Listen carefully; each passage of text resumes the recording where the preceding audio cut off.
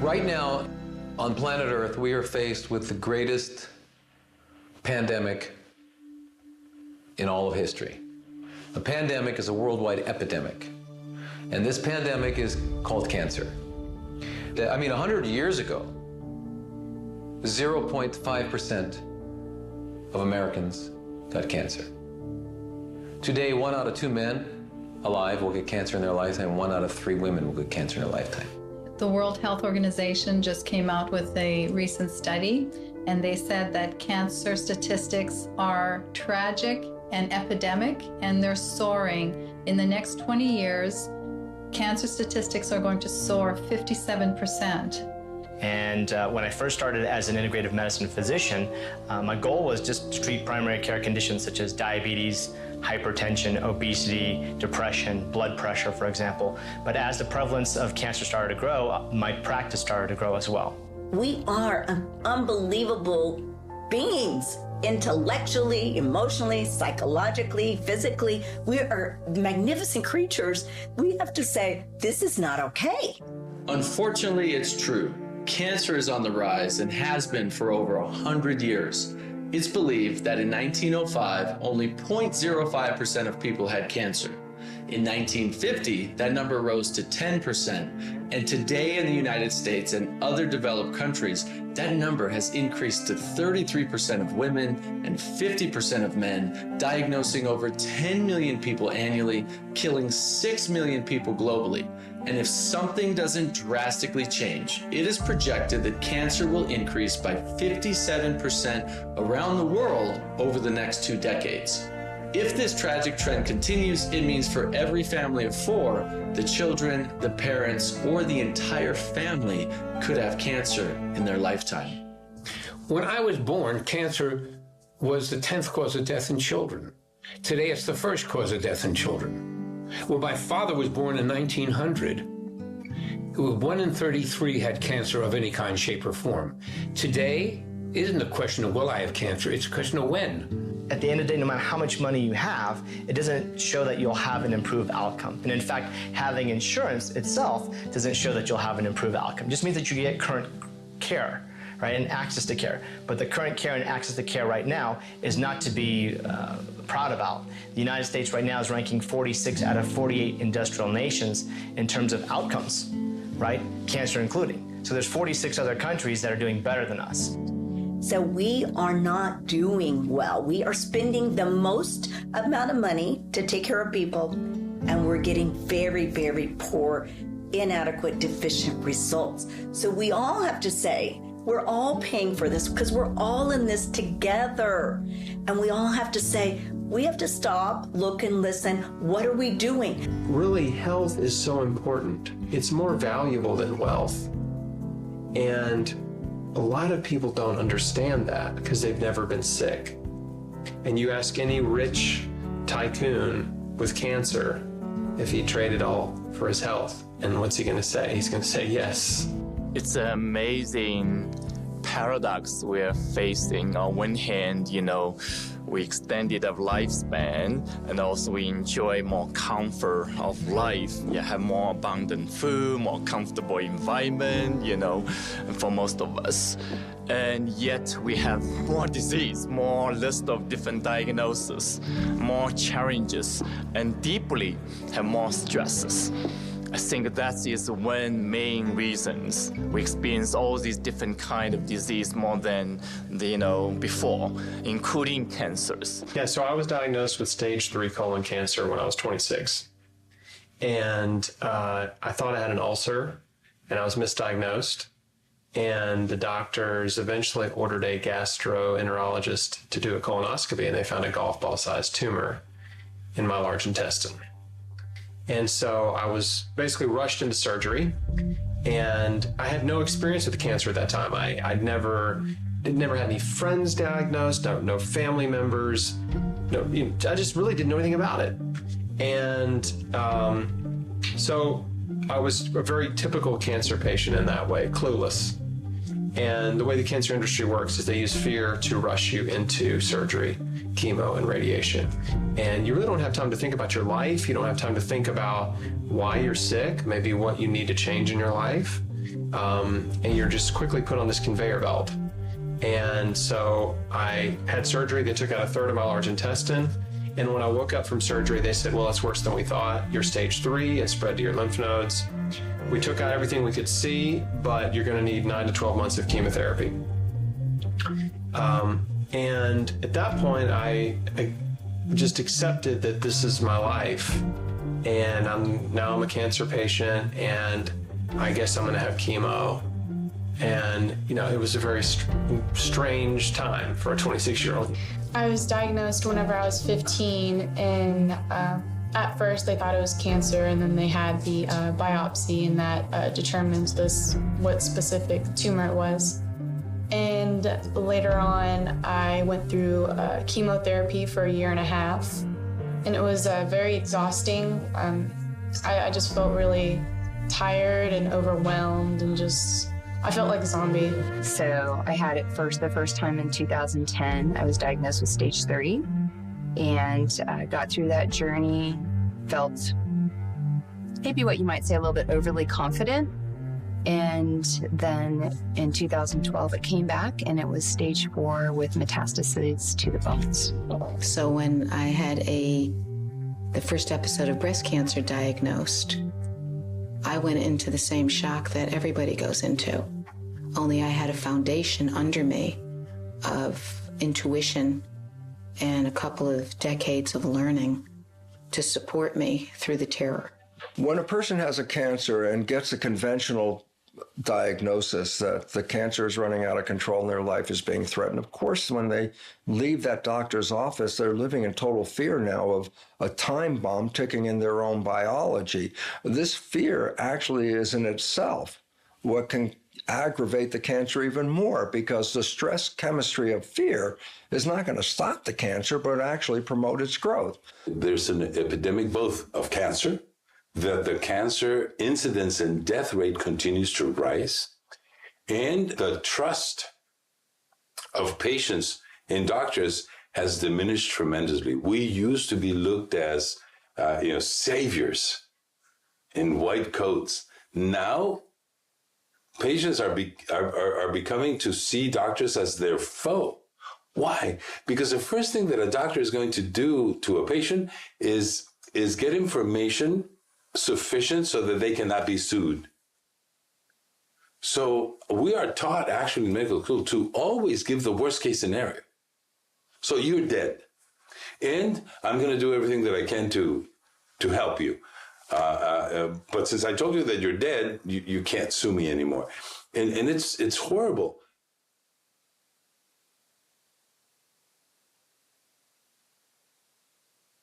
The good news is thousands of people have already reversed cancer and improved the quality of their life without toxic treatments, and many others are preventing ever getting cancer in the first place.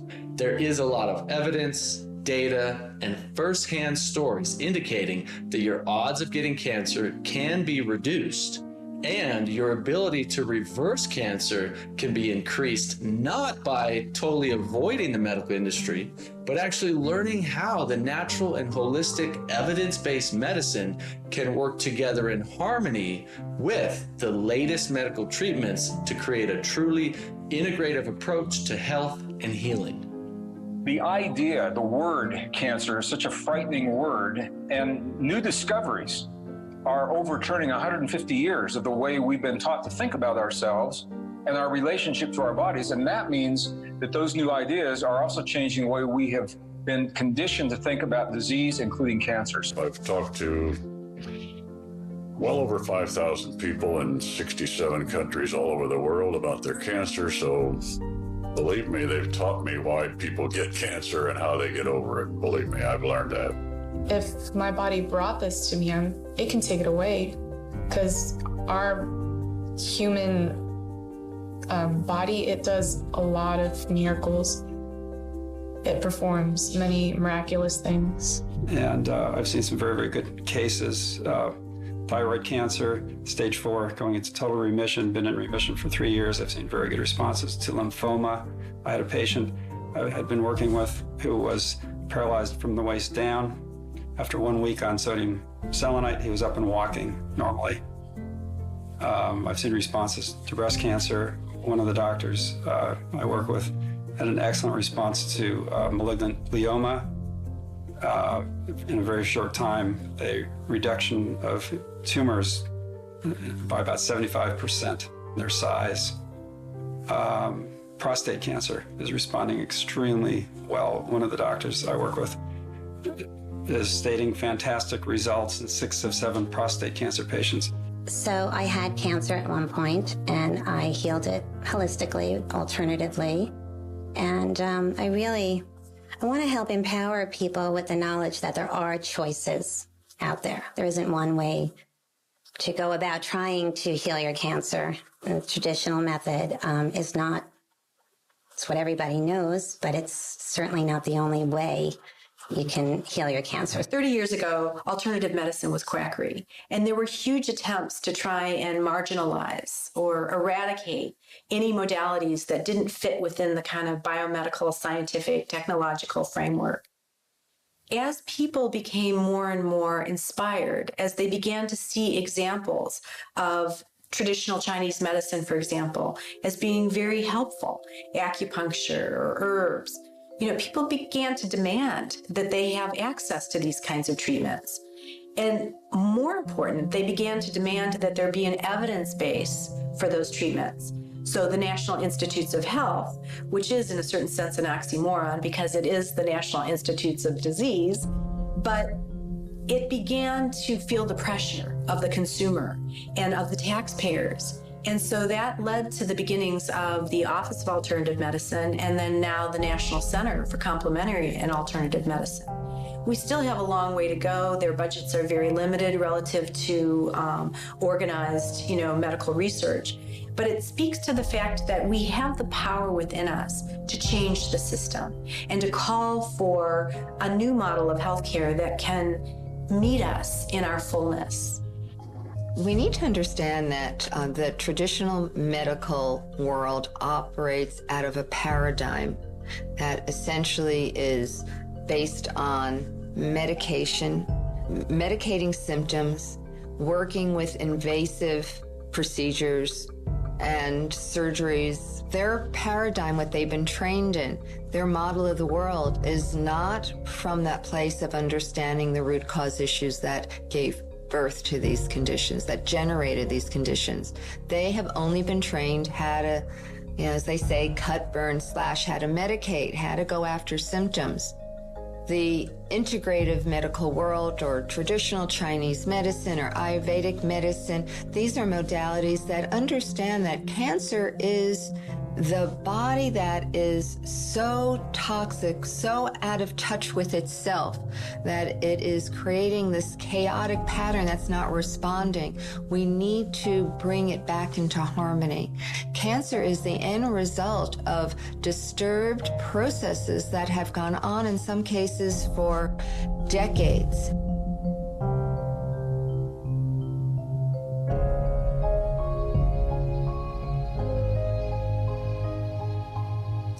My name's Nathan Crane, and I began this mission of seeking truths in health when I was 18 years old after experiencing chronic health conditions, brutal addiction, and multiple near-death experiences. 13 years later, and after thousands of hours of research, interviews, and personal experimentation, I've come to see that not only can human beings do miraculous things such as reverse cancer, but if given the right conditions, can prevent and reverse all diseases known around the world. After thousands of pages of research, hundreds of interviews with neuroscientists, cell biologists, health experts, medical doctors, naturopaths, holistic healers, and incredible healing stories from real people who have overcome cancer and other degenerative diseases, I have found fundamental commonalities among people who have the most success healing themselves of cancer, and that's what we explore deeply in this film. My personal journey relating to cancer began after 6 years of research and experimentation with health and wellness, starting to feel fairly confident in my knowledge of health at that time, though not really having any direct experience with cancer until my grandfather was diagnosed. By the time I was able to visit him in Arizona, he was already deeply suffering from the typical allopathic treatment of chemotherapy. He was so sick most of the time and in such tremendous pain that simply standing up and walking to the restroom was a terrifying experience for him. I so badly wanted to help him and point him in the right direction of how to reverse his symptoms and his pain and his suffering. But honestly, I was like most people when it comes to cancer. I was uneducated, helpless, and afraid. And even with the financial means to afford the best medical treatment options available, he still was unable to overcome cancer and died on April 29th, 2013 in Mesa, Arizona. Shortly after, I committed myself to learning everything I possibly could about how to reverse cancer, so if this terrifying disease ever showed up in my family again, I would know what to do. One thing became very clear. To fully understand how to reverse cancer, we must first understand the cause and condition of cancer and all diseases that affect the human body, because the evidence suggests that every disease, including cancer, stems from similar circumstances.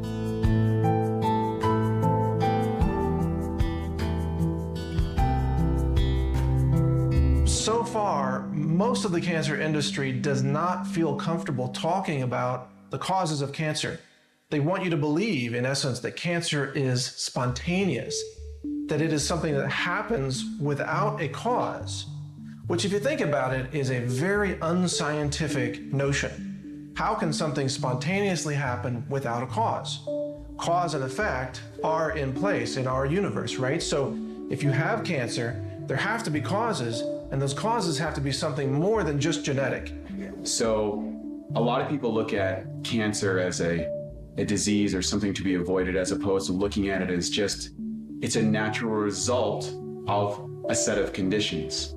And if you alter those conditions, it's quite possible to alter the result. And there's a lot of evidence to suggest that. Cancer is a very personalized condition, and the condition is the result of only one of two possibilities.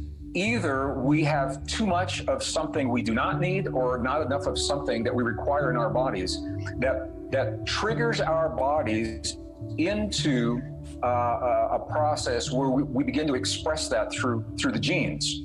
Health is not something that you can catch, but rather earn, okay? And just like disease is not something you catch, it's something you earn. Traditionally, cancer is viewed as an infection, for example, right? We go in, we kind of remove it, we blast it with radiation and chemotherapy, kind of treating it like a pneumonia, for example.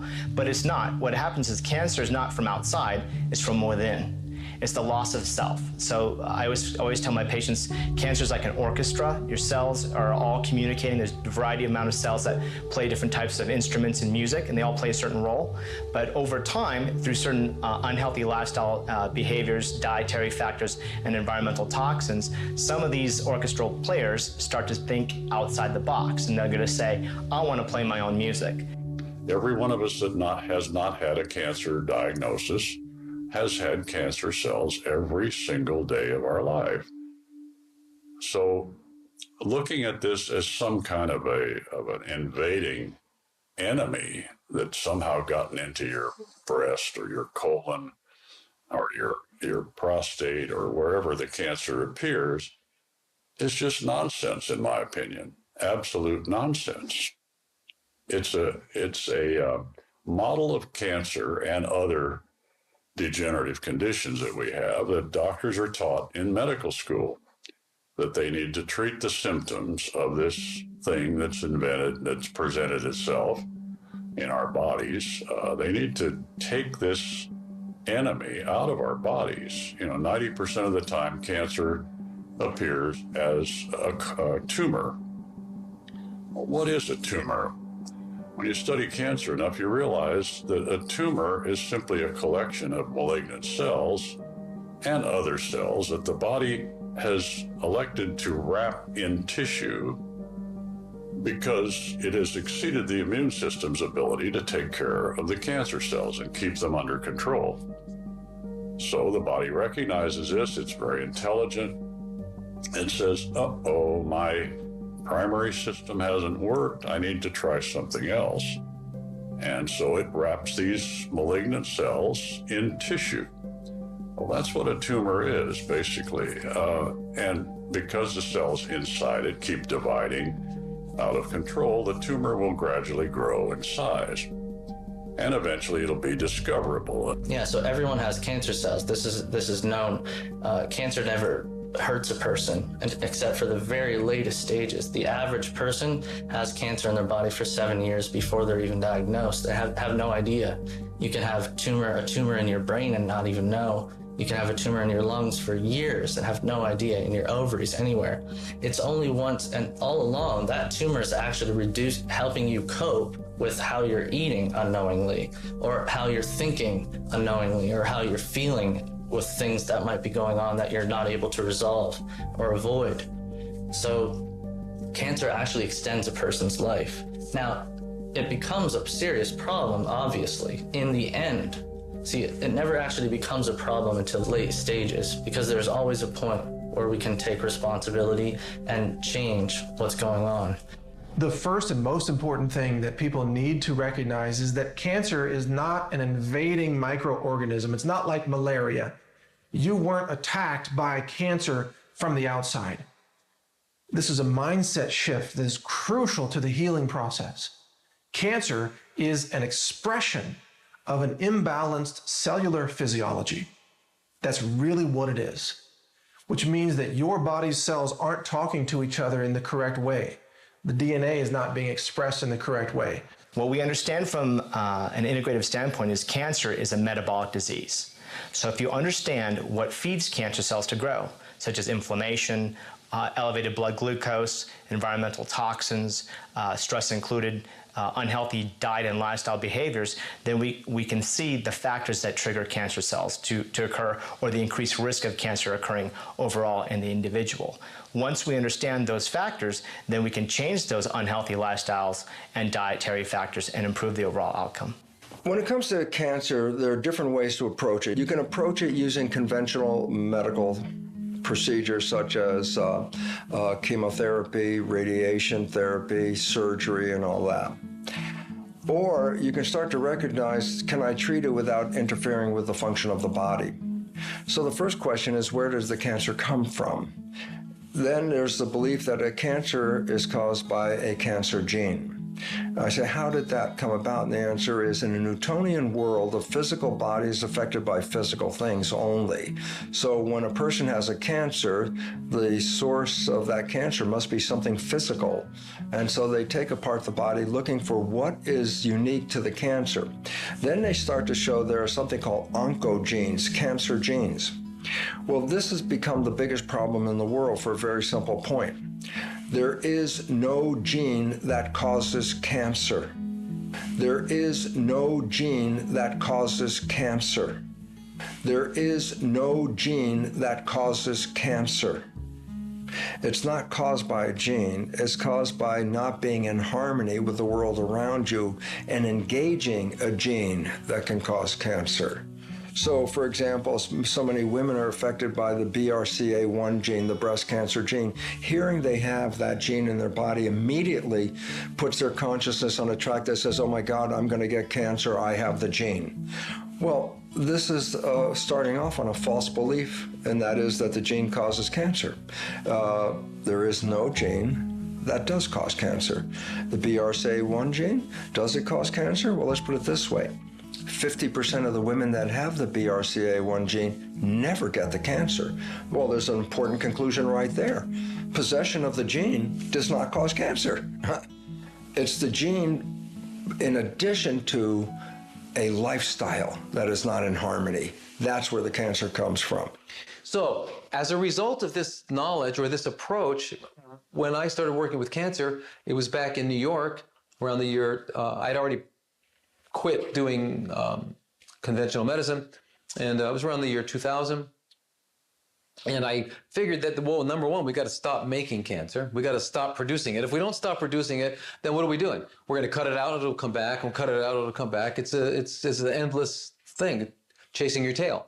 So that doesn't make sense. So we got to stop making cancer. Think about this. Suppose a woman does have a lump, or a man does have a tumor on his prostate or in his pancreas, but it never grows another millimeter and it doesn't spread anywhere. Well, you'd live a normal life. It's like having a pimple on your face. You don't want it there, but you're not going to die. You can still live normally. So it may be an inconvenient in one way, but if you've got a tumor inside, but it doesn't grow anymore, then you won't even know it. So when the person comes to me, they're not really saying to me, how do I get rid of this? They're really saying, how do I stop doing this? How do I stop making cancer? So that led me to ask the question, if genes don't cause cancer, and cancer is not something that you catch like a cold or a virus, but rather something you create within your body. And the latest statistics tell us that only about 5 to 10% of cancer is actually hereditary, meaning 90 to 95% of cancer does not come from hereditary circumstances. Then what are the deeper conditions that promotes cancer growth in the human body? An understanding of genetics on the old story is called genetic determinism, the idea that a gene, which is a blueprint to make the parts of the body, that a gene activates itself. So we talk about a gene turning on and a gene turning off and controlling our physical experience on this planet. The new science, epigenetics, reveals a completely different story. It says that the truth, genes are simply blueprints, just like in an architect's office. Go into an architect's office and she's working on a blueprint. You ask her, is your blueprint on or off? And she would look at you like, well, you're crazy. It's a blueprint. There's no on and off. And then I go, profoundly important. A gene is a blueprint. We've given it the character or the ability of turning on and off, self-actualization. This is completely untrue. A gene is strictly a blueprint and acts in that same manner. A gene doesn't know what it is, why it is, what it does, and therefore is not in a situation to make decisions. The new science, epigenetics, is based on the fact that the field in which we live, the energy in which we live, is primarily the character that activates or inactivates a gene. Okay? So the important point is this. Cells live in an environment. The environment they live in is in tissue culture called culture medium. And what my research revealed very simply was this: by changing the chemistry of the culture medium and feeding these identical cells, genetically identical cells, with 3 different versions of culture medium in 3 different Petri plates. In Petri plate 1, the cells form muscle. In Petri plate 2, the cells form bone. And in the 3rd Petri plate, the cells form fat cells, because each one had a different culture medium, but they were all genetically identical. The point is very critical, because what it revealed was the control of behavior was not in the genes. All the cells had the same genes. The control was mediated by the environment in which the cells are living. So it wasn't genetic control, it was environmental control. And then you say, so, well, that's nice. That's a laboratory experience of working with stem cells. Then I then stand back and give a very important point. When we look in the mirror and see ourselves as individuals, it's an illusion, because a human is made out of about 50 trillion cells. The cells are the living entity. So a human, in a humorous sense, is a skin-covered petri dish with 50 trillion cells inside. And then I say, yeah, but now we have the original culture medium called blood. And the chemistry of the culture medium is what is controlling the fate of the cells. So the chemistry of the blood in our body is what controls the character and behavior of our 50 trillion cells. then the next important question is, then what controls the chemistry? And that's where, and all of a sudden it gets interesting, because it says the brain is the chemist that controls the composition of the culture medium, which in turn controls the behavior and genetics. And then the next and most important fact is, well, then what chemistry should the brain release into the blood? And then the answer is amazing, because it says the mind creates an image. The brain translates that image into chemistry, complementary chemistry, and then releases that chemistry in the body. The result is the body becomes a physical complement to the image in the mind. And as you change your mind, you change your chemistry. And therefore, the control of your behavior and genetics is not in the genes, but is in the mind, which sets up an image, and then the brain translates that into chemistry in the culture medium, which in turn controls the genetics and the behavior. And the relevance about this is profoundly important, because if genes controlled our lives, as we've been told, and they turn on and off by themselves, we have no control. But with epigenetics, it reveals that the chemistry of the blood is what controls the fate of the cells. And since that's connected to our mind and our consciousness, then all of a sudden you realize, oh my goodness, if I change my consciousness, I change my biology. And I go, precisely. And therefore, we're not victims, because we're the ones that control that consciousness.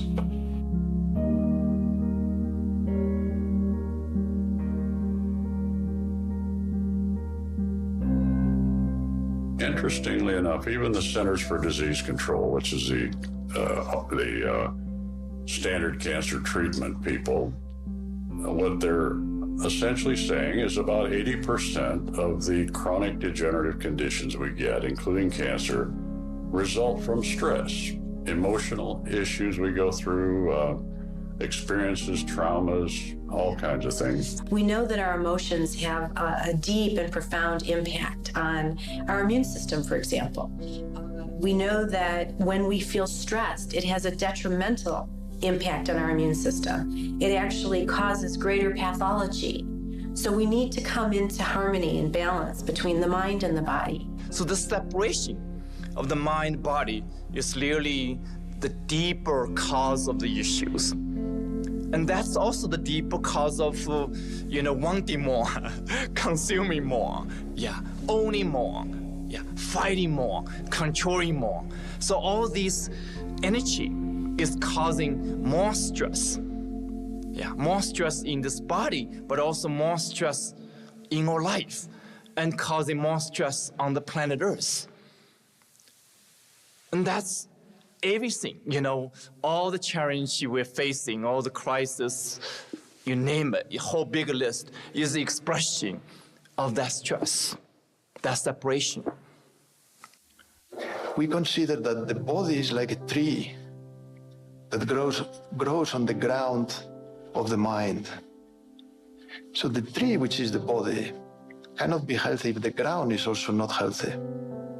So the ground of the mind has to be made more healthy. And stress is a poison. When a patient is diagnosed with cancer, I go with them through several psychological factors. Stress is one of them, very important. Second factor I see a lot in the consciousness of cancer patients is resentment. Resentment of not having been what I expected to be. Resentment because people didn't consider me or don't consider me as well as I think. Resentment that something went wrong. But this resentment has a bit the quality of anger. But anger is like a flare up, very big, You cannot sustain anger for more than a few hours. You will be exhausted. But resentment, so it's like a fire, big fire. Resentment is more this anger sustained in time, a low grade of fire. But this will break all your mind and it will break your body. And possibly the most important part in all this mind work that you have to do with a chronic disease patient or a cancer patient is that they become aware, not so much to solve it, they become aware of the content of their consciousness. Because that's one of the major things that we have to work, anger. The famous phase of why me is really an anger phase. And the anger is going to be lastly against God. Why did you allow this to happen to me? And it's a very valid question. And so I work a lot with the patients that if you cannot change your mindset from why me to what for, you will not go forth. And so it's very important to say, well, it is me. I don't understand why. Now what for? And there's a tremendous message. I have a patient that we said, we're gonna pray and we're gonna ask God for healing today. And he said, I can't be healed today. Well, why? You don't have faith? Oh no, I believe very strongly that I could be healed today, but I cannot. Why? He said, because I have 3 sons that were divorced. The 3 of them divorced because of my cancer, and that I had such a good relationship with my daughters-in-law. 2 of my sons are already back with their wives. 1 isn't. I cannot be healed today. See, he found a reason for his cancer, and that changed everything. Now the 3 of them are back together, and he's cancer-free. So, the power of your mind and your faith is a lot more stronger than any medication that I can offer. So it's very important to help patients reframe themselves from anger into hope. In addition to our mind and emotions directly affecting the cellular function of the body, there are a number of toxins we need to be aware of and avoid at all costs, which affect the health of the cells, impact the immune system, and are directly linked to causing cancer.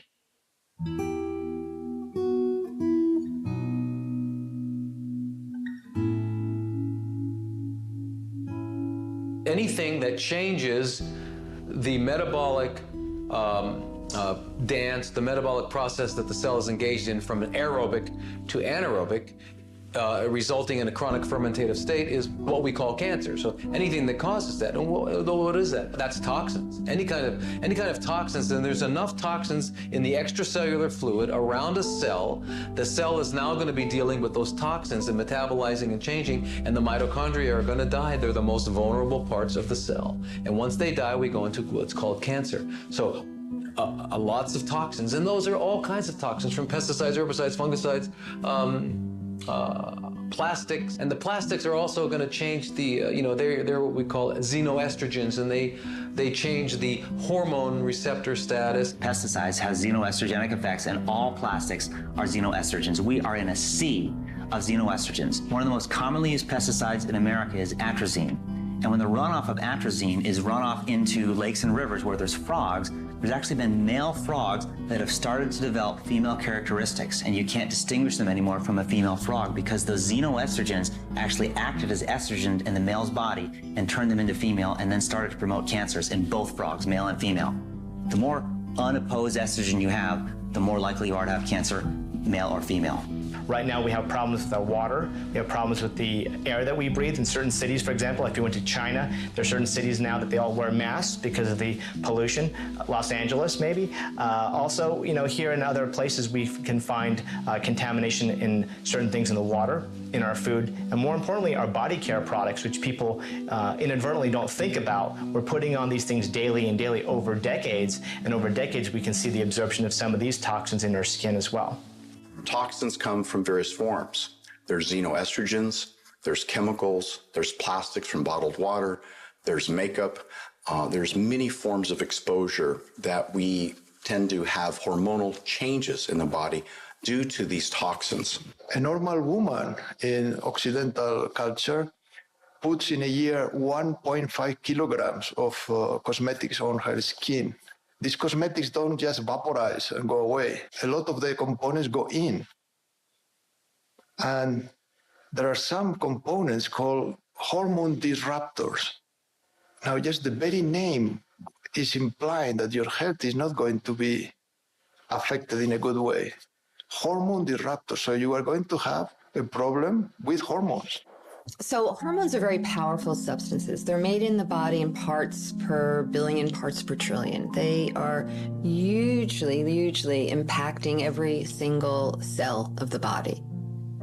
When they are in balance, they support us to have optimal functioning. And it's not just, reproductive functions. When you look at estrogen is responsible for brain cells, for lung cells, for blood sugar balance, managing inflammation. It gives many signals in the body. So we really need to understand that our hormones are impacting every aspect of who we are. When they're in balance, they're working as they should. But when they are out of balance, and particularly we're talking about hormones such as estrogen and progesterone, which are key hormones for women, then all sorts of symptoms and manifestations of imbalance occur. The problem right now is that we live in a world that is highly estrogenic. This has never existed before in the history of humanity. We have 80,000 chemicals in the environment, many of which are estrogenic in nature, which means they have the same exact molecular structure as our own hormones do, as our own estrogens.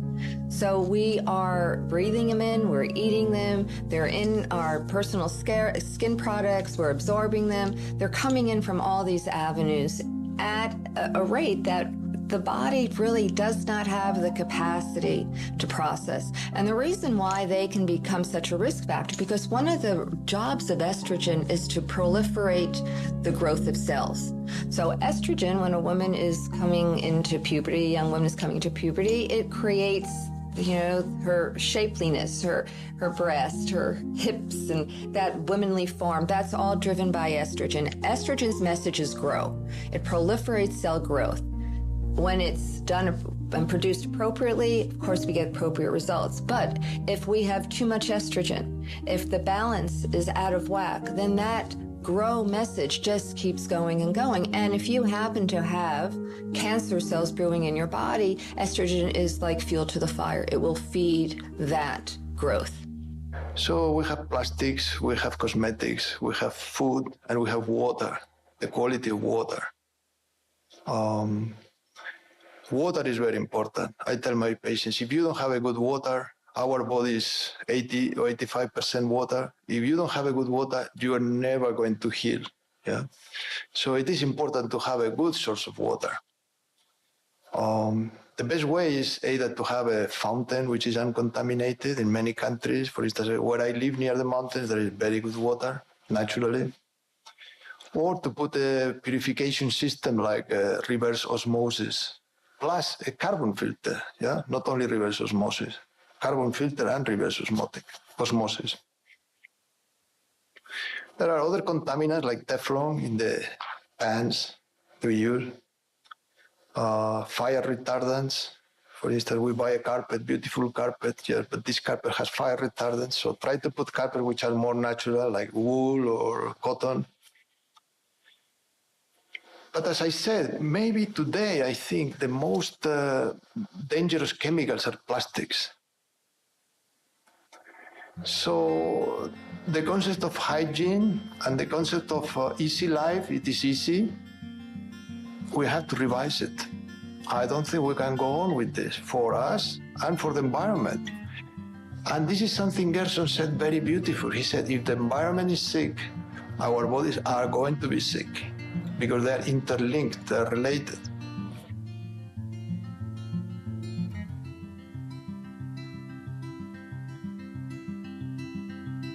So it's clear that there's hidden and toxic chemicals all around us that cause cancer. And according to Dr. Joseph Mercola, over the last 50 years, from 70,000 to 100,000 different chemicals have been introduced into the world's markets, with about 1,500 new ones added each year. These everyday chemicals can be found in plastics, furniture, food wrap, cookware, cans, carpets, shower curtains, electronics, and even your shampoo. And if we're to live healthier, more sustainable lives, we have to start eliminating these chemicals from our houses and our bodies by making better decisions in what we buy and what we use for ourselves and our children. In addition to removing chemicals from our cosmetics, carpets, bottled drinks, and our houses, there are also some very important and specific cancer-causing elements millions of people are ingesting every single day that can be avoided once you're aware of what they are.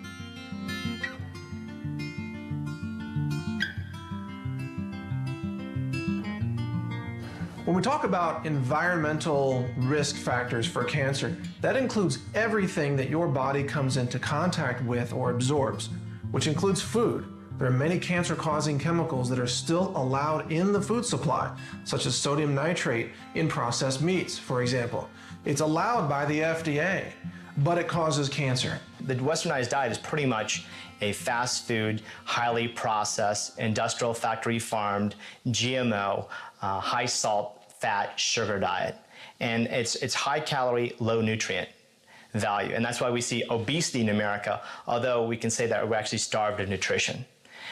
So this is now being sent everywhere around the world. So for example, if I were to go to India and now go to certain places in the bigger cities, we can see that, you know, there's restaurants that have golden arches now and huts that are selling pizzas, for example. And these places now we can see with the data epidemiologically that per square mile radius closer to these restaurants, we see a higher increased risk of overall westernized diseases such as heart disease, diabetes, and now even cancer risk. If you compare the nutrient value of broccoli between now and 1950, as much as 60% of the calcium is less. Our farm soil is farmed out.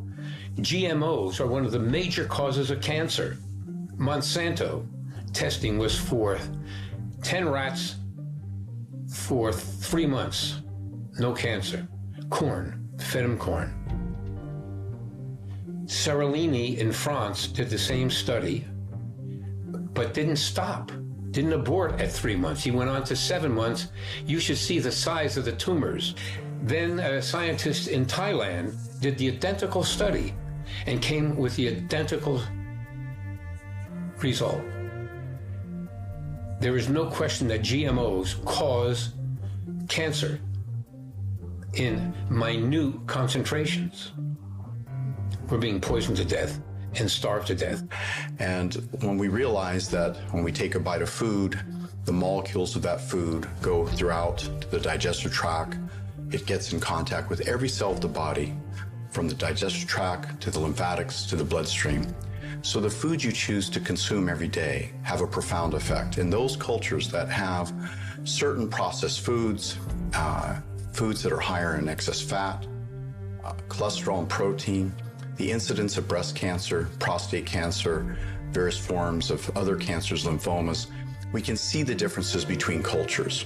In one of the large-scale studies, the China study, they took groups of people, and when they drew their blood and compared their diets, and they compared the incidence of cancer, there was a very clear relationship to those people who ate more of an unprocessed, almost like a farmer's diet. They were out in the wild, they were collecting fruits and vegetables. The longest lived cultures in the world, like Okinawa, they eat a lot of fruit and a lot of vegetables. The cultures that eat a lot of processed foods, particularly meats and dairy products, have the highest incidence of various forms of cancer.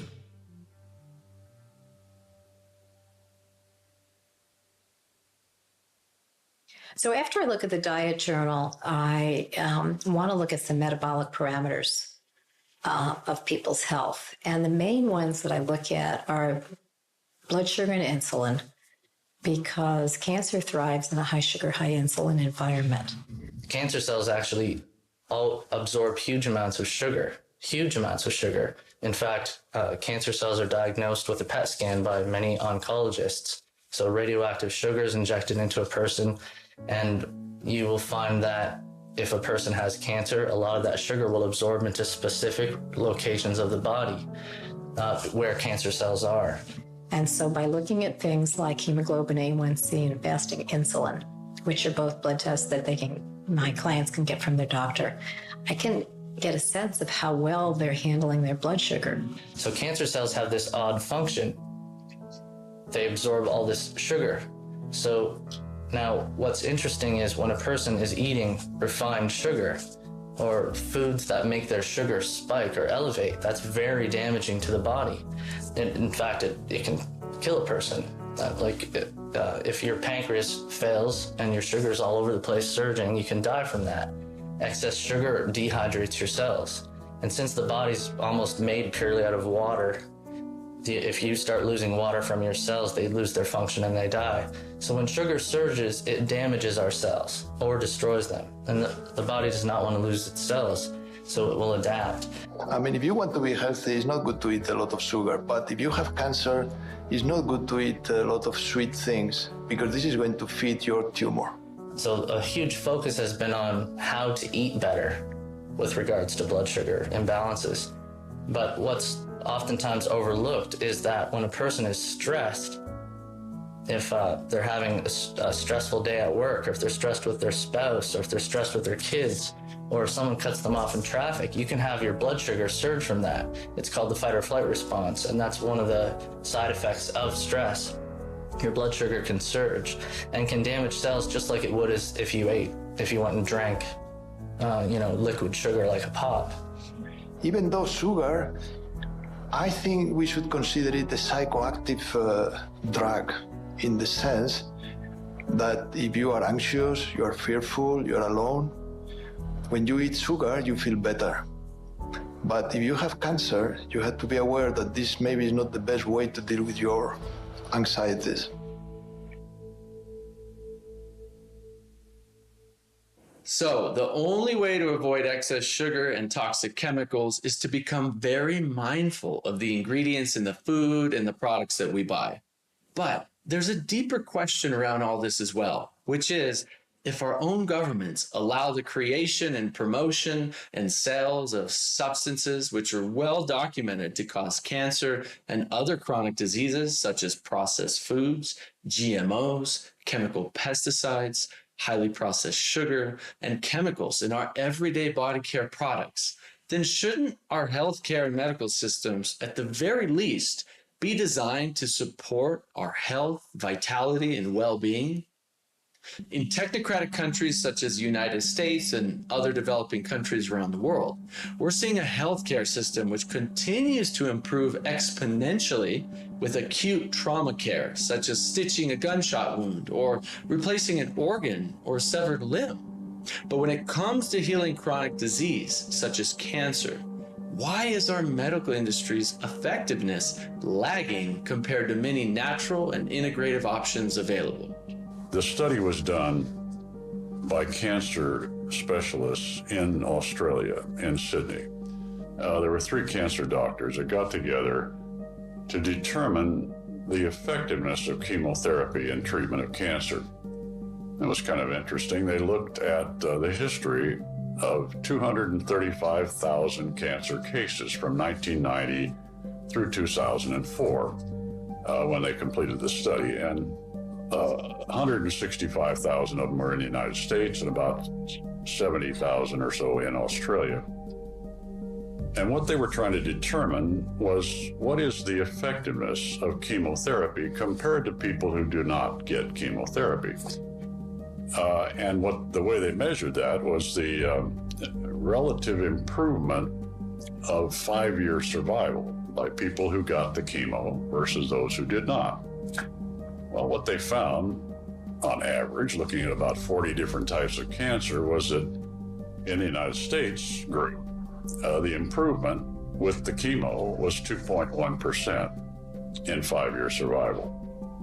In Australia, it was 2.3%. What they were showing was that most of the time, the terrible results of using the chemotherapy, which can be very, very damaging to the person, but always causes side effects of all kinds, ruins the quality of life for the person, that it was almost not effective at all in doing what the surgeon or the cancer doctor is trying to do, which is extend the life of the person. That's a very interesting study because, it's not great when you average it all together and make a statistic. It's a little, misleading, but a lot of those cancers that they looked at in the study, because it looked at 22 different cancers, some of them, it was 0. 0 survivors at 5 years, like pancreatic cancer is one, and sarcoma. And then there were some that were actually much better than 2%, like lymphomas, leukemias, and testicular. They're up in the 30, 40, 50%, success rate. So to be fair, they do respond better, but the vast majority of solid tumor cancers have terrible response to chemotherapy. And what I mean by response is cure, long-term cure. You can certainly shrink any tumor with chemo short-term, but it's going to come back worse with a vengeance. And most cancer patients end up worse than they started because now they've got metastasis all over their body because chemo destroyed their immune system, potentially caused secondary cancers, and made existing cancer stem cells more aggressive. Because of that, almost anyone you meet has either had it, or a family member has had it, or a friend has had it, or an office where you can't find anybody who doesn't know something, doesn't have some sort of personal experience with it.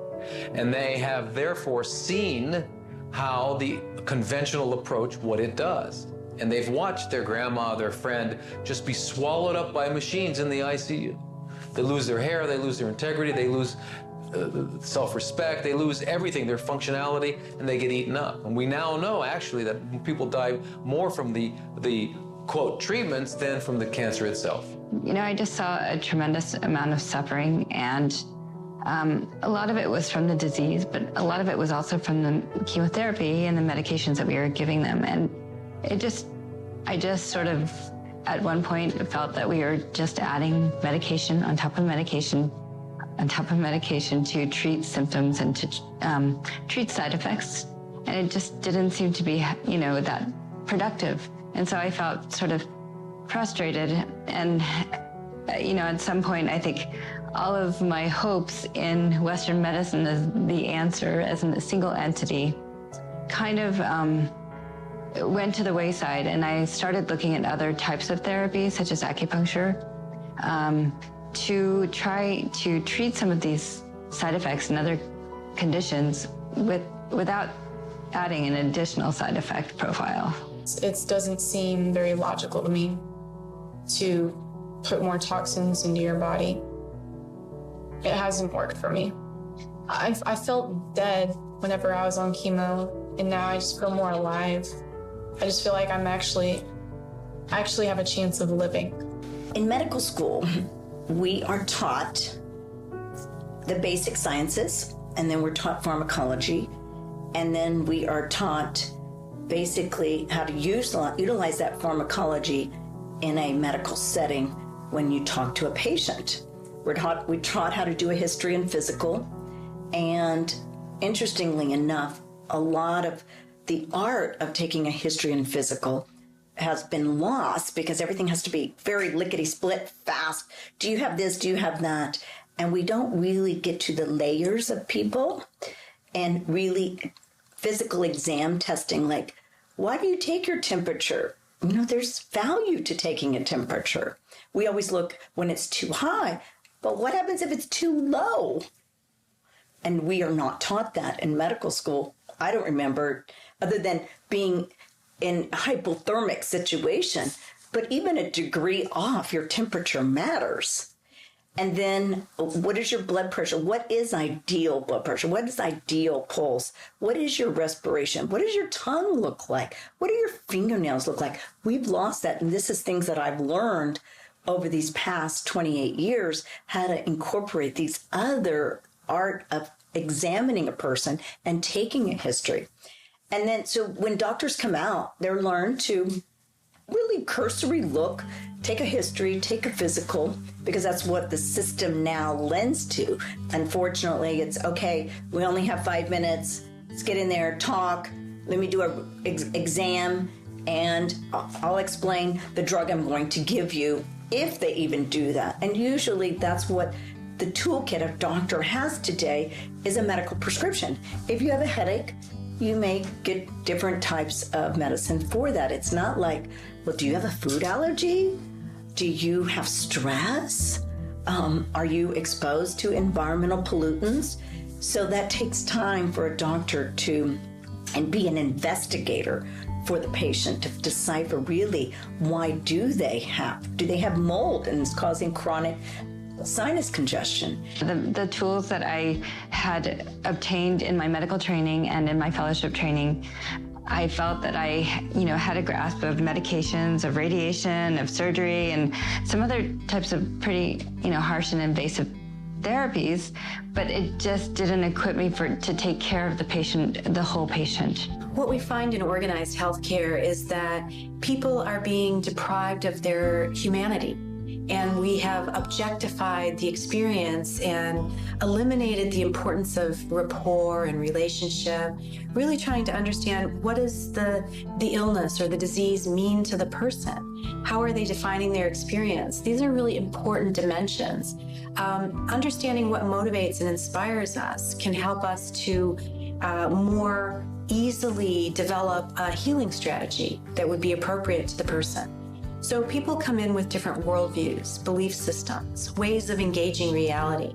And those models are very, very important for how they define their experience, what they seek out in terms of healthcare options, and ultimately what will heal them. Because we know that our beliefs, our expectancies are very powerful modalities for facilitating a healing response.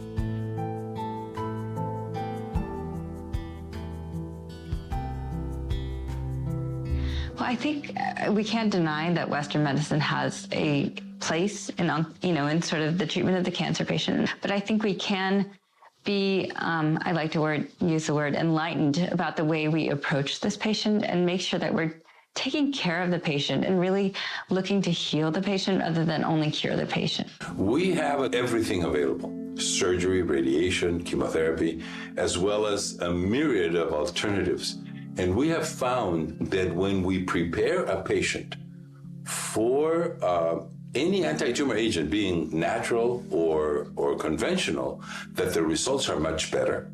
Even when we use chemotherapy, we can use it, as I mentioned before, in very low dosages and with a lot more efficacy and virtually without any side effects.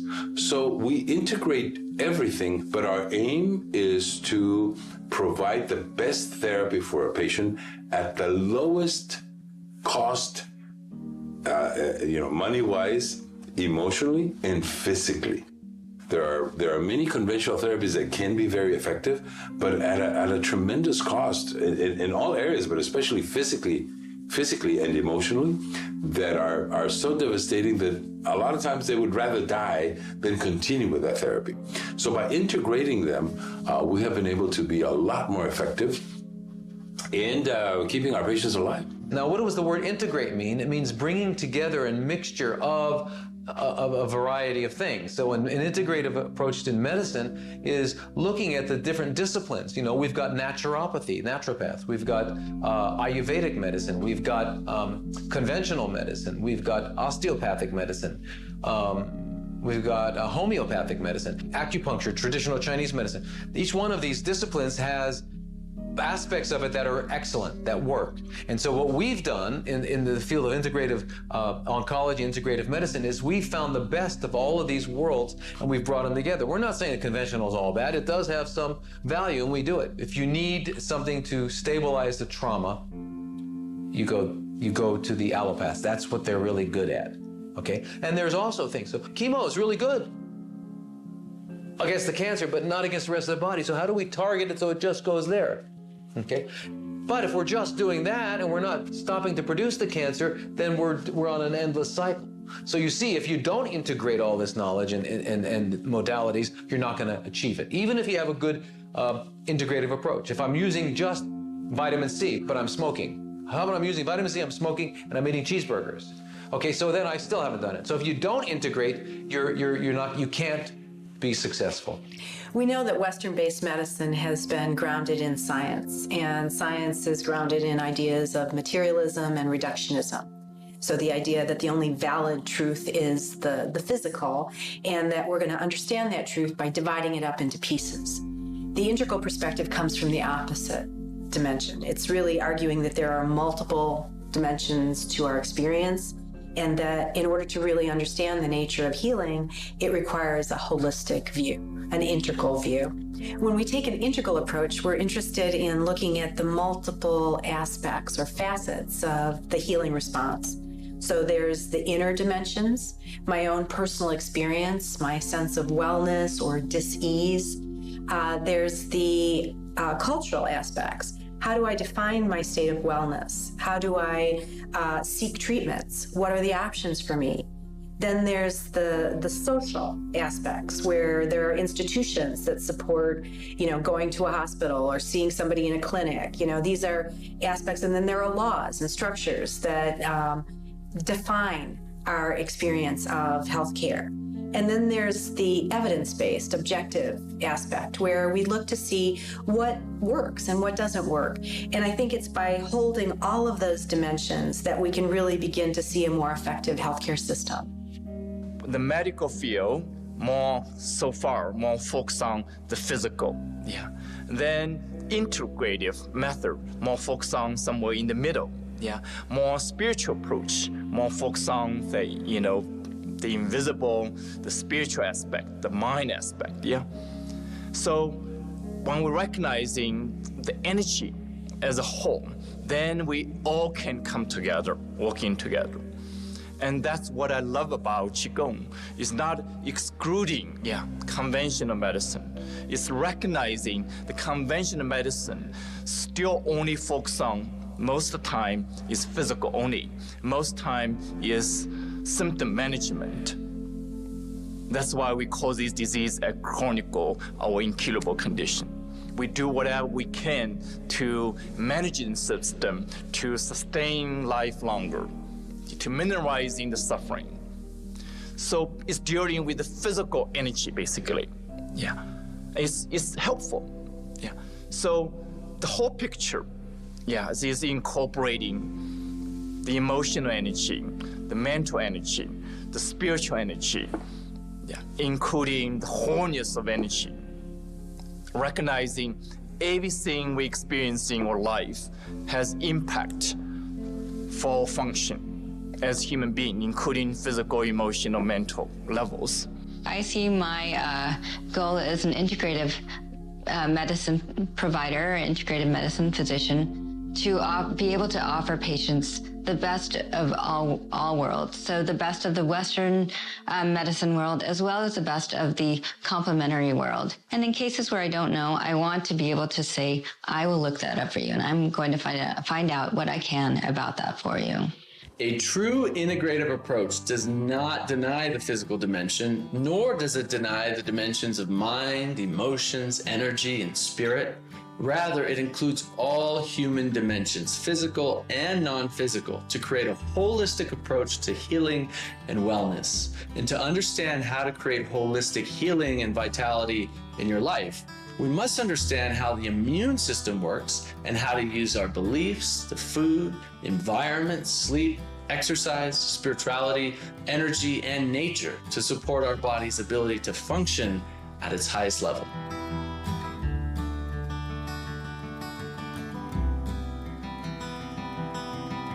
There are two protection systems in the human body. A protection system that protects us from threats on the outside of the body, such as saber-toothed tigers. That's called the adrenal system, also in school, fight or flight system. But if we have invasive organisms that start to mess up our biology on the inside, there's another protection system called the immune system, whose function is to look at the terrain or the environment inside the body and keep it healthy and harmony. Fortunately, the body has a backup system. Beyond the cell committing suicide, it has a system called the immune system. And this is a wonderful system designed by somebody marvelous with about 120 different types of cells that patrol the body, all of it.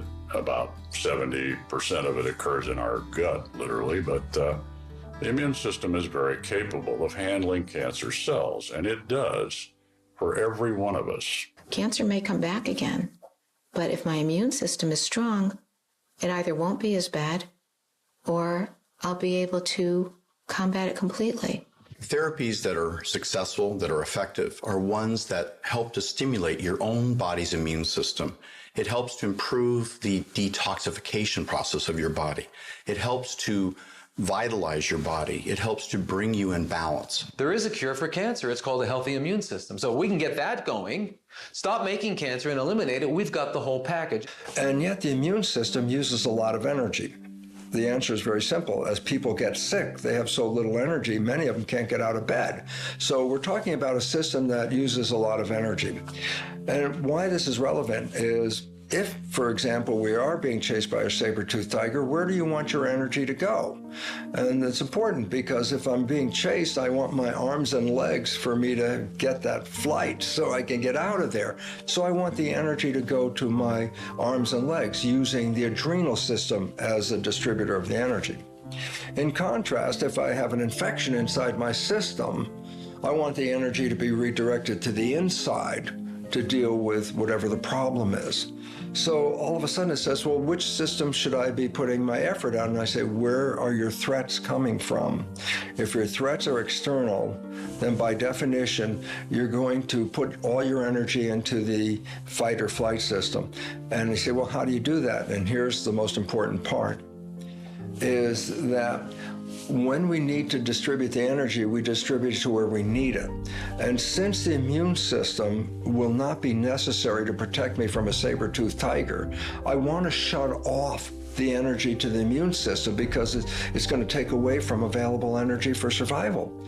So it turns out, interesting enough, when stress hormones are released into the body, the kind that are released when a saber-toothed tiger is chasing us, the stress hormones actually shut off the immune system and simultaneously redirect the blood of the body where the energy is to feed the arms and legs for fight or flight.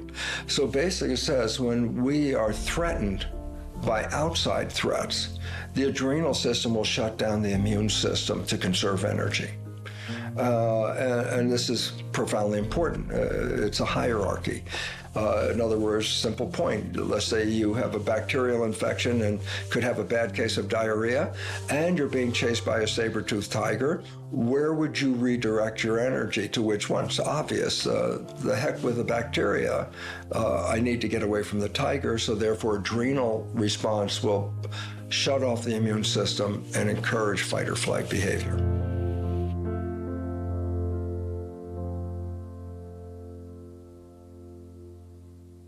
If you want to enhance the immune system and deliver energy to it, then you really have to focus on where are you putting your energy. If we keep looking outside and watching the TV and reading the news, our energy is always going toward self-protection of fear of what's going on in a world that's changing out there. So we keep pushing our energy on the outside. But if you start to get sick, what you really need to do is redirect to the energy on the inside. So we have to let go of the stressors that are causing the inhibition of the immune system. Therefore, we really have to focus on happiness and harmony in our worldview so that our internal energy can be directed toward dealing with an internal problem rather than being used to save our lives from an external threat. There's a lot of different things we can do. Stress lowers our immune system. And when we don't have a functioning immune system, that's when we get sick and we're more prone to diseases and illnesses, right? So it's all about doing things on an everyday basis. Like, how can we improve our immunity?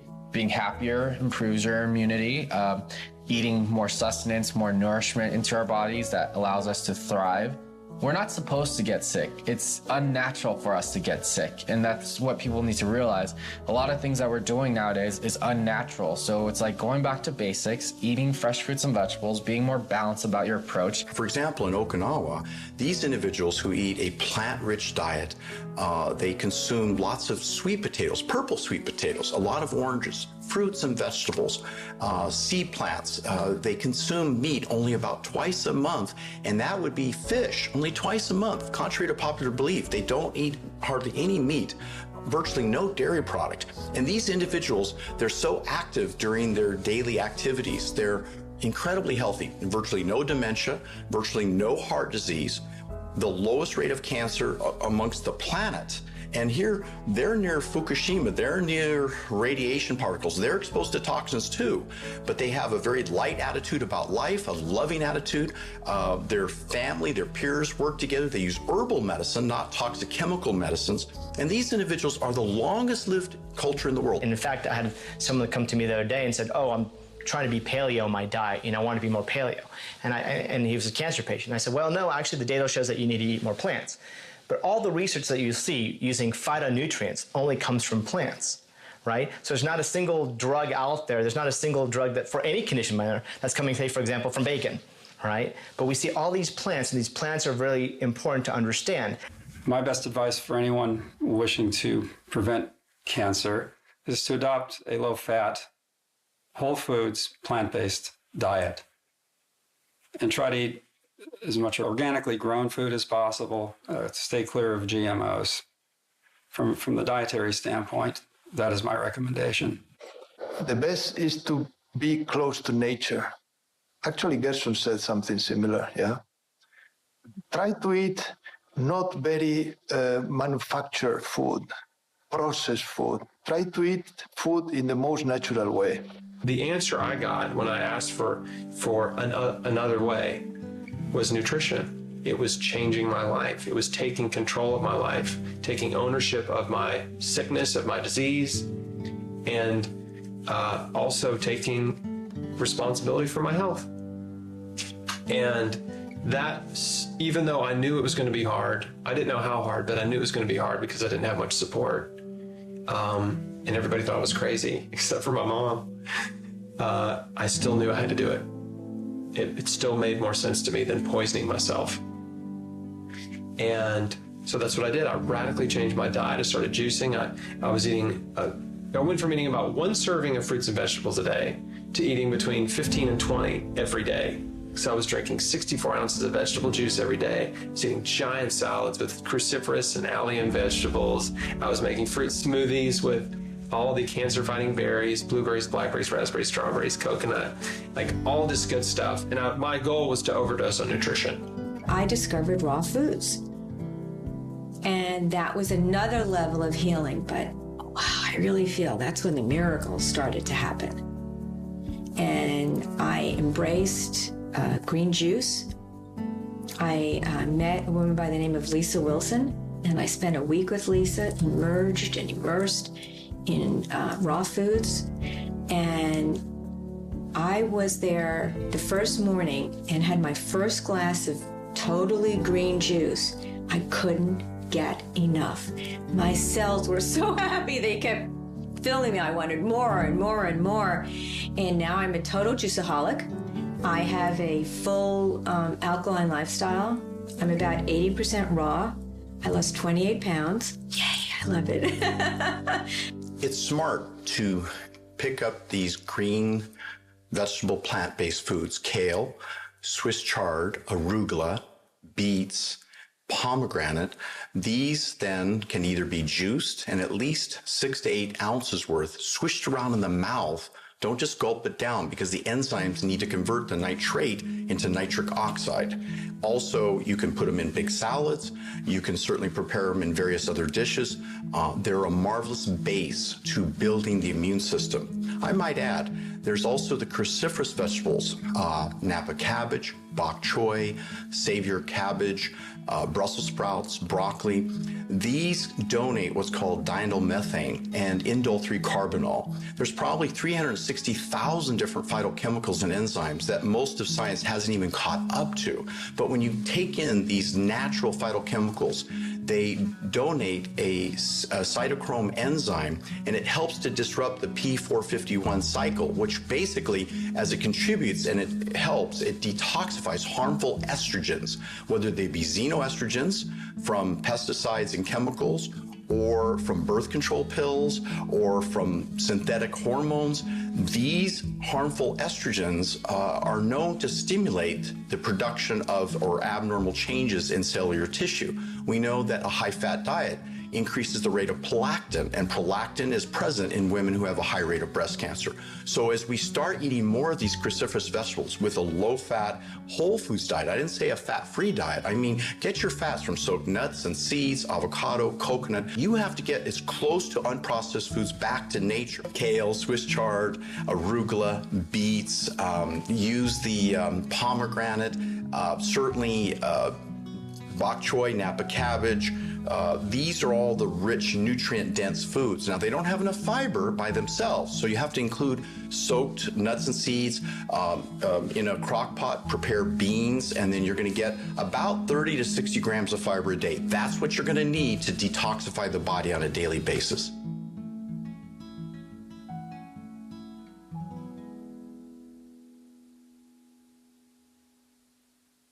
The reason I went to medical school was that big question. Why is there so much sickness? And, you know, many of us will think, well, sickness means cancer, arthritis, diabetes, hypertension. But in fact, sickness is also marital discord. You know, sickness is anxiety, sickness is depression, you know, it's sickness in the sickness of the mind. So the essence of wisdom healing Qigong is really simple and yet profound. It's recognizing not only the mind, body is connected. So now the new, medicine, the new paradigm of healthcare is really recognizing the importance of mind, body together. So the mind is influencing the body and vice versa. So you can think about something like the placebo, something that in standard biomedical research is the thing we want to eliminate. We want to rule it out. And yet you can think about the miraculous capacities that are inherent in a placebo. First of all, somehow it can be taken in and through our expectations, our beliefs, our perceptions, create some kind of physiological change. Well, how does that happen? And even more curious, how is it that it knows the particular cascade of responses necessary within the body to facilitate a healing response? The placebo effect is, let's say I'm sick and a doctor says, here's the greatest new medication for you and this is going to heal you, and it's just right off the factory floor. It's the greatest thing. You take that pill and you get well, but only later find out it was a sugar pill. Then the most important question is asked, then what healed you? Well, not the sugar pill. It was the positive belief of healing generated by the belief in that sugar pill. Okay? And everyone, yes, oh yeah, what is the result of positive thinking? Well, you could have any disease in the world and heal yourself from that disease using the consequence of a placebo or positive thought. Okay? Well, what about negative thinking? I go, oh, this has been left out of the equation far too long, and that is this. It's the power of thinking that determines the character of our lives. We focused on positive thinking as a reflection of what placebo is all about. Negative thinking is equally powerful in controlling our lives as is positive thinking, except it works in the opposite direction. A negative thought can cause any disease on this planet. A negative thought can kill you even if there's nothing wrong with you, but you believe you're going to die. You can die from this. So all of a sudden it says the power of thought, positive or negative, are influencing our lives, but in totally different directions. We are essentially self-referencing beings. And what that means is that we rely heavily upon the external world for the way that we feel internally about ourselves, for our well-being. So when the world around us is in order, when everything's running along, it's chugging nice and smooth, the stock market seems like it's doing pretty well, the world's politics seem like they're reasonably smooth, we feel secure in our environment, we've got a job, everything's good, then we go, life feels pretty good. When that external world goes into chaos, which is largely what we're experiencing in the world right now, when unsustainable ways of thinking and living begin to break down, if we don't know who we are, if we don't have a rock solid foundation for who we are in here, then the uncertainty of that external world will throw us into chaos. And that is showing up in the world, not just America, not just in Europe, not just in the West, it's all over the world, as stress. It is showing up as stress, and stress is the foundation for the uptick in disease, emotional as well as physical disease that we're seeing all over the world, and the foundation for a lot of the cancers. Because if we are in unresolved stress 24/7, fight or flight with no ability to resolve that, that means we're kicking up the stress chemicals, the adrenaline, the cortisol, which is good for a brief period of time. But our bodies are not designed to live bathed in those chemicals day in and day out. So if we don't have a way to resolve that stress, to give our bodies some relief, that's where we begin to see these conditions show up in our lives. The new understanding of biology is that our cells are not controlling their own fate and what they become, healthy cells or sick cells. But the control of the cells is actually due to how we experience life. And if we change our experiences about life and our beliefs about life, we then change our biology. And then when we look at our biology, whether it's health or disease, we have to recognize this was not controlled below our consciousness. This was not controlled by genes, but was actually controlled by our thoughts and our beliefs. So the relevance is simply this: since we control our thoughts and our beliefs, we can change them. And if we change them, then we can change our biology. And all of a sudden it says then we're not victims in life because our thoughts and our consciousness are changing our biology. Our bodies have been made in a miraculous way, and the mind's a big part of the body. We're physical, we're also mental, we're spiritual and emotional beings. And so I think it's important to remember that when if you do face a cancer diagnosis and you have a diagnosis that's supposedly terminal, don't believe it. Your mind has a lot to do with that. And mind has a lot to do with your healing, and your bodies do have the power to heal. The power to heal is within us. If we maintain the positive emotions, if we maintain a clean diet, if we eat the right foods, we give our body the proper fuel to run properly, it will run properly. And so, but I think a lot of that, this is the control switch. This is like the CPU, the computer switch of the body. So you keep the positive mental attitude going, and that has a lot to do with healing. I was using this visualization practice. It was kind of popular at the time with Carl Simonton and others, talking a lot about imagining the cancer cells as the enemy and imagining the immune system as the heroes. And I would imagine this war going on in my body. I would do it before bed. And then one day I don't know what hit me, but I said, you know what? I'm sick of having this war go on. I was already ignoring my cancer and always fighting it. And I said, what happens if I love my cancer? What happens if I turn my attention to the sensations in my throat and love this part of me? And the instant I made that shift, my whole body started to kind of heat up and get enlivened. Mindfulness allows us to sit back, to consciously choose to go into a state of deep relaxation and awareness, where we are free and capable, if we choose to do so, to watch all of the positive and negative thoughts constantly coming up and going down, coming up and going down. In this state of watching our thoughts, we begin to stimulate circuits in the brain that generate self-love, empathy. This is where those immune-enhancing genes begin to be stimulated. This is where you turn off the stress neurochemicals that are being released every time you have a worrisome thought. And having cancer is the most worrisome thing an individual can have. My wife has had cancer twice, and I sometimes think it's even worse for the spouse and the loved one to sit there helplessly, not knowing what can you possibly say to the other individual. And the best advice that we can give from our studies, from our research centers, is that you, the observer, you, the caretaker, you, the caregiver, needs to stay in this very deep state of relaxed awareness, focusing in on your own deepest, innermost values, bringing up images and memories of all of the love and kindness that you have towards different people. When you feel that little bit of consciousness with these beautiful, loving thoughts, you turn off the stress-producing chemicals in your brain. You eliminate the increase, the potential, and the possibility of cancer and virtually any other disease in the world. So in Qigong, we not only recognizing the mind can affecting the body, but also the body is affecting the mind as well. So the healing is about mind, body, working together.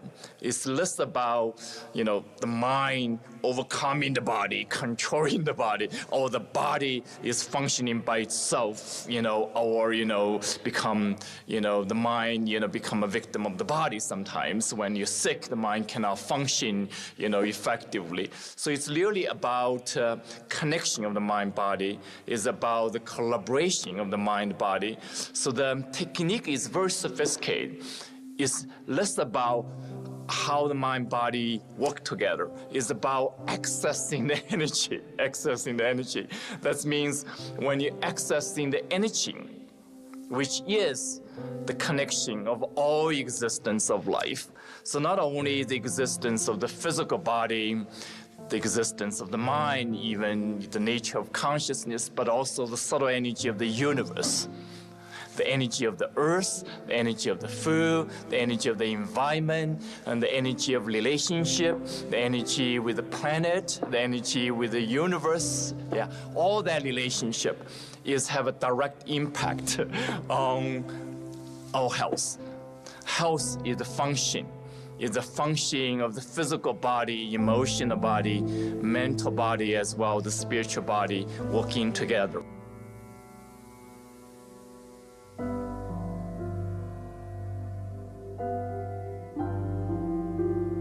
I think it's really important for someone who's diagnosed with cancer to understand that cancer's been growing in their body a long time and slowly for most cases, and that they have time, they have options, and not to let anyone rush them into anything, not to let anyone push them to take action before they're ready, not to do anything that they're not comfortable with, not to say yes to any therapy or whatever that doesn't make sense to them, that they don't understand, that they have a gut feeling that this is wrong, right? To listen to your instincts and intuition. It's really important. And, if anything, if I could reach cancer patients with just that message, that your body can heal and that you really need to stop and take a good hard look at your life and ask yourself, why am I sick? Because when you ask yourself, you'll get the answer. Every cancer patient I've ever talked to and asked, why do you think you got cancer? Almost all of them say, well, I had a lot of stress in my life and I wasn't taking care of myself. They know it. They know the cause. And when you know the cause, then you can change your life and you can remove the causes. And when you remove the causes of disease, then you enable your body to heal. Hope should always be given to the patient, because the opportunity for the patient to heal themselves, regardless of the stage of the disease or the cancer, is always an opportunity that's available to them. It's unfortunate, though, that a lot of times in conventional medicine, we take that away. So we even stamp them with a expiration date. And my patients who've we call it further than the expiration date, is because they never believed it to begin with. Right? So once you put that instilled belief in that patient that you have 3 months to live, more likely than not, 3 months from that time, they will pass away. And for all our patients who say, you know what, I didn't believe that, because I believe I'm going to take today the responsibility and the appropriate actions to change my outcomes, then we see that actually occur. So we need to step away from this fear tactic that's used in the cancer industry and start giving patients realistic hope rather than fear. We need to start teaching them, empowering them. Turn this around instead of having them being driven by fear, have them be driven by realistic, positive attitudes about their ability to heal. Because they do have that ability. They can heal from cancer. The paradigm shift is understanding that you actually have control.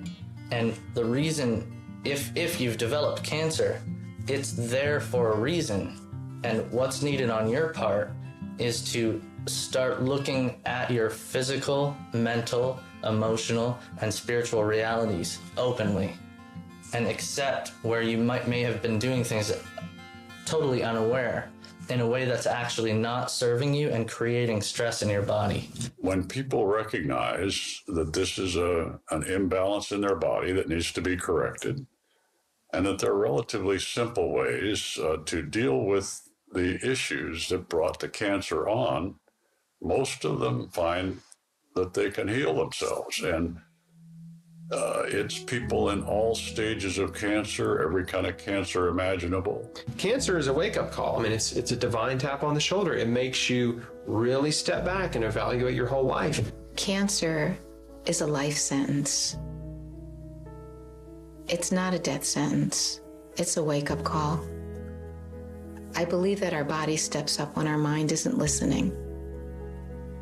And the body is basically saying, I've got something going on here that really needs to change.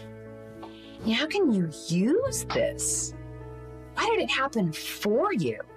Not to you, but why did it happen for you? A lot of people say after they've been through the journey that it was one of the greatest gifts to ever come in their life. I'll give you an example. I have a patient that I actually saw indirectly. It wasn't of a formal consult. Someone indirectly said, oh, this patient is a friend of mine. He's got this rare cancer. Only 8 people in the world have this cancer.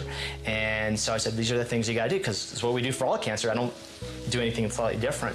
And not only did his cancer reverse and go away, he's the only surviving person that has this rare cancer, but he actually wrote a book. And it was because it's not until a lot of times we have to have this wake-up call, like, you know, what is important to us? Maybe our family, our kids, we haven't spent time with them, we know we're working slave-in jobs, or we were working for the new car, or the bigger house. A lot of these things, you know, once people get cancer, it really kind of puts us back into position of what is important, you know, and really it's coming down to family, love, community, and your health. And at the end of the day, all you have is your health. Getting cancer for me was almost like a gift. And I don't want that to sound cliche, but I really felt it was a gift for me to go inside. We're in this rat race, we're constantly running, and there's no time to consider yourself, you know, raising children, working. So this was the gift of me. It was a signal that it was time to stop and go inside and personally explore things. I feel like I've been given a brand new life.